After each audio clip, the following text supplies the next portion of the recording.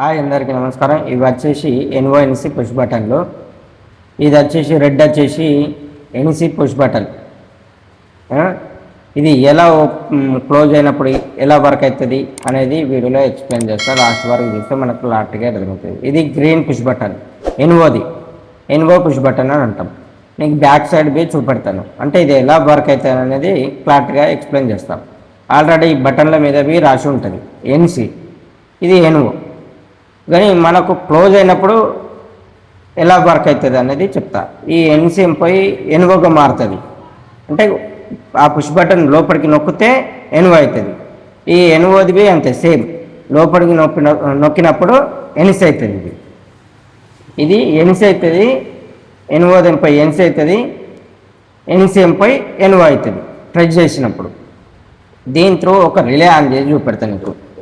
అంటే నేను పైన చూసారుగా K3 అలా అవి రెండు పేసులలో లూప్ చేస్తాం, కింద మాత్రం సపరేట్గా ఒక పేస్ అనేది ఎన్సీలో ఎప్పటికి ఉంటుంది కంటిన్యూషన్. ఇప్పుడు ఈ రిలే నొక్కినప్పుడు స్టార్ట్ పుష్ బటన్ నొక్కినప్పుడు ఎన్సీ అవుతుంది కదా, ఆ పవర్ అనేది అవుట్పుట్కి వెళ్ళిపోతుంది. అప్పుడు రిలే అనేది ఆన్ అవుతుంది. క్లారిటీగా ఏంటండి, ఆన్ అయిందా? ఇది నొక్కినప్పుడు ఏమవుతుంది, ఆ పవర్ అనేది అవుట్పుట్కి వెళ్ళిపోతుంది. ఎన్ఓ పుష్ బటన్ది. ఎన్సి పుష్ బటన్ పై నొక్కుతా పవర్ని రిలీజ్ చేస్తుంది. ఎన్ఓ కదా, ఆ కటప్ చేస్తుంది, దానికి ఆ పవర్ని కటప్ చేస్తుంది. మనం కింద నుంచి పవర్ ఇస్తాం, ఎన్సి పుష్ బటన్లో పవర్ ఇచ్చి అవుట్పుట్ పై ఎన్ఓకి ఇస్తాం అనమాట. దాంతో అందుకే ఆ కటప్ అయిపోతుంది మనకు. మీకు ఇంకా క్లారిటీ కావాలంటే నేను మల్టీమీటర్తో ఒకసారి చెక్ చేసి చూపెడతాను. కంటిన్యూషన్గా చూడండి ఒకసారి. ఎన్సీలు ఉన్నప్పుడు కంటిన్యూషన్ చూపెట్టాల, చూసారా? ఇది కంటిన్యూషన్.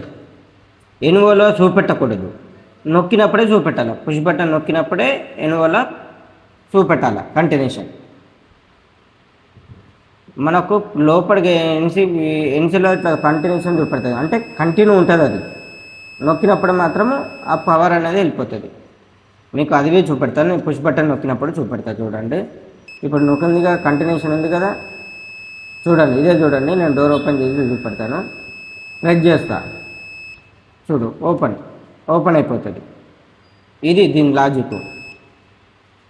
నొక్కినప్పుడు నీకు సౌండ్ అనేది రాదు, ఓపెన్ ఉన్నప్పుడు ఆ సౌండ్ వస్తుంది. అది ఇదే గుర్తుపెట్టుకోవాలి. అట్లా వస్తే ఎన్సీ పోయినట్లనే. ఎప్పుడు కానీ ఎన్సీ కంటిన్యూషన్ ఉన్నప్పుడే సౌండ్ వస్తుంది. మనం క్లోజ్ చేస్తే ఆ సౌండ్ అనేది ఆగిపోవాలి. ఇప్పుడు ఎన్ఓ గురించి మాట్లాడదాం. ఎన్ఓ గురించి ఇప్పుడు సౌండ్ అనేది రావద్దు, ఓపెన్ ఉన్నప్పుడు రావద్దు ఎన్ఓ.